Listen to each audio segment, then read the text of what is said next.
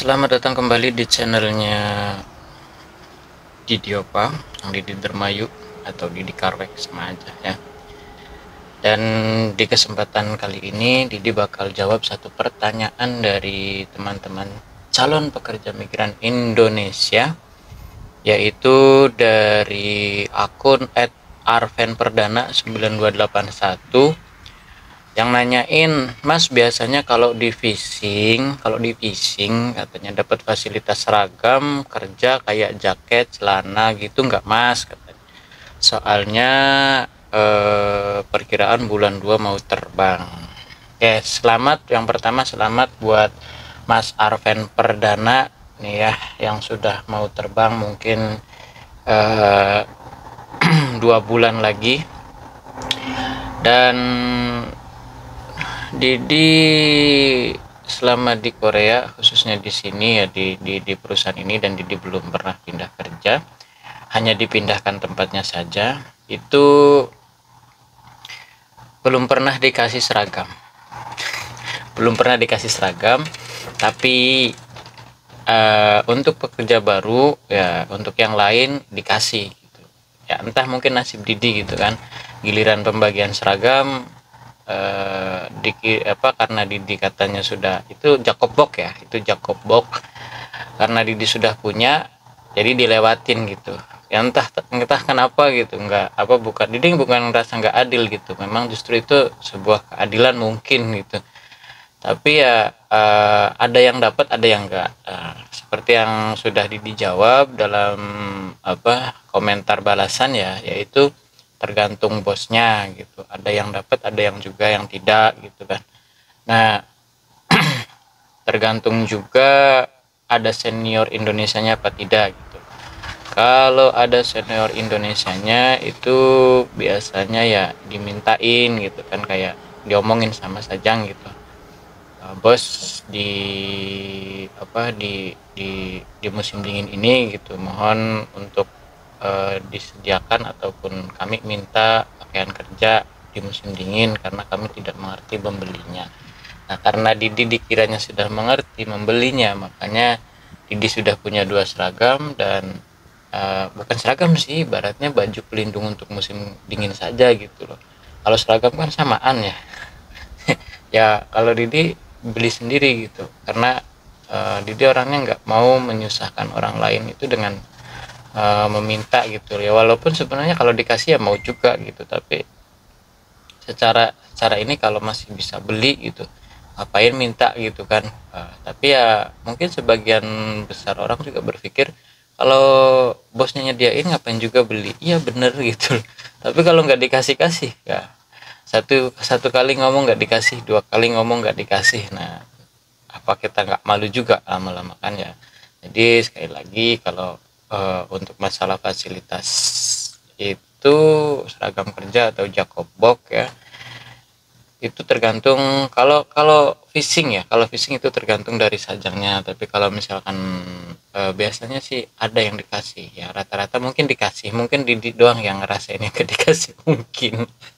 Nah, tapi kalau di pabrik, kalau di manufaktur itu rata-rata disediakan ya, entah itu sistemnya beli dengan harga yang murah gitu, atau inventaris, atau bagaimana. Yang jelas kata teman Didi itu disediakan.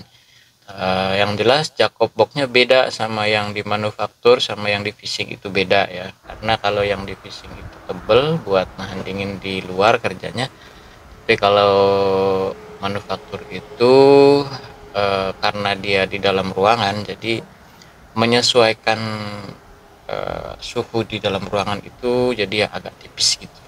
Jadi teman-teman CPMI yang masih di Indonesia ini, calon pekerja migran Indonesia ini yang sebentar lagi mau berangkat ya, ini 1-2 bulan lagi menjelang musim semi, masih agak dingin tapi udah tidak terlalu dingin. Jadi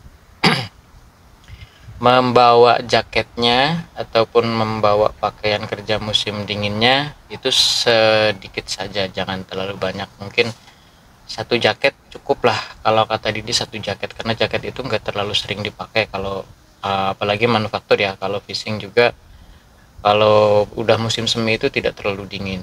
Sweater aja, sweater pokoknya, teman-teman, sweater dan jaket tebalnya. Kalau misalkan khawatir nggak ada gantinya, ya bawalah dua gitu kan. Tapi kalau misalkan cukup, dikiranya cukup satu, nggak terlalu sering ganti karena itu cuman untuk kerja doang, ya silahkan. Dan perlu diketahui juga ya, untuk teman-teman di sini tidak susah juga, di Korea Selatan ini tidak susah juga nyari pakaian kerja atau jakob box yang terjangkau. Kalau mau beli yang nggak branded ya, kalau mau belinya branded ya itu terserah teman-teman gitu kan. Kalau misalkan di sini itu kebanyakan belinya yang second ya, jadi jakob box second dicuci gitu ya, direndam juga pakai air panas gitu, karena takutnya bekas yang makainya gimana gitu kan, kita curiga juga gitu.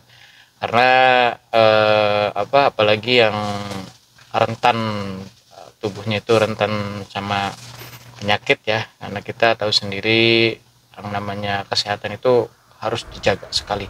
Oke, itu untuk teman-teman ya. Terus yang nanyain seragam jakob box, juga yang nanyain yang nanyain kalau mau cuti gitu, kalau mau cuti perpanjang paspornya di mana gitu kan. Nah ini juga ini sebenarnya pertanyaan yang udah lama gitu, tapi Didi baru bales sekarang ya, dan Didi nggak perlu cantumkan lagi pertanyaannya di video ini. Kalau mau cuti itu misalkan paspor kita sisa 6 bulan ya, sisa 6 bulan, dan kita mau cuti rencananya satu bulan di rumah gitu loh. Kalau masih bisa diperpanjang di Korea, mendingan di Korea Selatan saja. Kenapa? Karena pertama perkara waktu ya, waktunya cukup apa tidak untuk kita bolak-balik merpanjang paspor di Indonesia. Yang kedua, persyaratannya perpanjangan paspor di Indonesia itu cukup RIRI BEBET atau ribet ya gitu. Harus bikin rekom paspor ulang, harus bikin surat kuning AK1, harus bikin banyak lagi persyaratannya yang tidak bisa disebutkan di sini. Yang jelas kalau teman-teman mau cuti pulang ke Indonesia, harus kalau paspornya sudah mendekati 6 bulan ya, sisa waktunya itu diperpanjang dulu biar nggak ribet nanti. Bisa sih pulang, bisa pulang, tapi nanti balik lagi ke sininya itu yang dipermasalahkan. Biasanya yang di petugas imigrasi bandaranya itu mempertanyakan gitu, agak ribet ya. Kalau pengalaman Didi masih bisa lolos, tapi ya sedikit tersendat gitu, agak lama gitu kan.